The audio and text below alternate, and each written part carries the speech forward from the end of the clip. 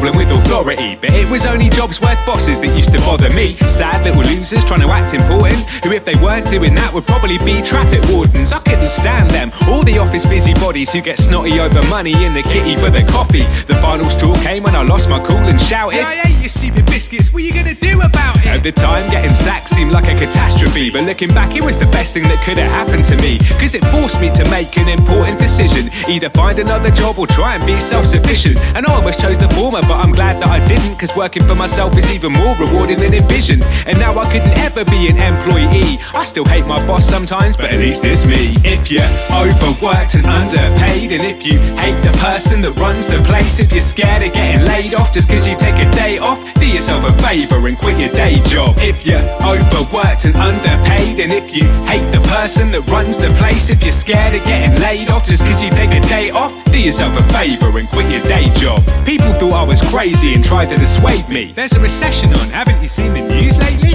Telling me statistics that I didn't want to hear, like 9 out of 10 startups fail in their first year. But I didn't let other people's fear discourage me, and soon I became director of my own company. We had our own website, business cards and flyers. Now the only thing that we needed was some clients, but that was easier said than done. Have you tried cold calling? It's not much fun. Is Mr. So-and-so there? No, he's not, I'm afraid. Can you call back tomorrow? That's what you said yesterday. But eventually we got lucky and landed a few, and through word of mouth they expanded and grew. I guess the sayings that you hear about business are true, cause it's really not about what you know but who. If you're overworked and underpaid, and if you hate the person that runs the place, if you're scared of getting laid off just cause you take a day off, do yourself a favour and quit your day job. If you're overworked and underpaid, and if you hate the person that runs the place, if you're scared of getting laid off just cause you take a day off, do yourself a favour and quit your day job. We've grown in size now and we've taken on staff. When I look back at our early work it makes me laugh. We've gone from one-man bands to blue chip brands, and we've gone from charging hundreds to charging grands. But the journey hasn't been a smooth one the whole way. You get clients who are sent to test you every day. It's a permanent struggle, and when they finally pay, along comes the tax man to take it away. And I've almost quit on more than one occasion, but I've got my partner to thank and his skills at persuasion. He said every business has challenges it faces. It's the ones who don't give up that are the ones that make it. And we've come a long way, but we've got longer to go. What does the future have in store for us? I don't know. But one thing that motivates me more than pounds and greed is knowing that whatever does happen is down to me.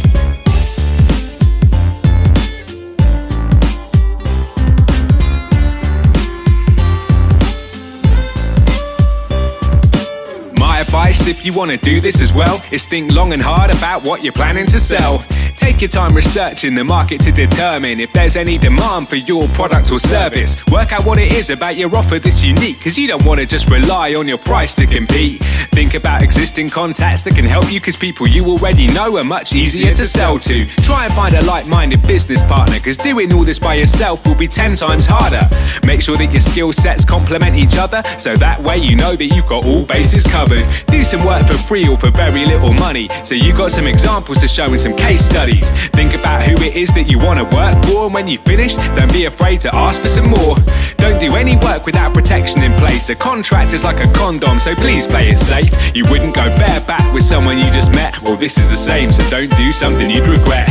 Be selective and don't be scared to say no, especially if the client's budget is too low. The small ones will cause the most trouble you find, cause they pay the least money and take up the most time. Always keep an eye on your cash flow, cause if it runs out it doesn't matter how much you're owed. And don't ever forget to put some aside, so when the tax man arrives you don't get a surprise. These are just a few of the things I've been taught, but I'm sure over time that there'll be many more. Finally, whatever you do, enjoy, cause if you don't, you gotta ask yourself, what is the point? If you're overworked and underpaid, and if you hate the person that runs the place, if you're scared of getting laid off just cause you take a day off, do yourself a favour and quit your day job. If you're overworked and underpaid, and if you hate the person that runs the place, if you're scared of getting laid off just cause you take a day off, do yourself a favour and quit your day job.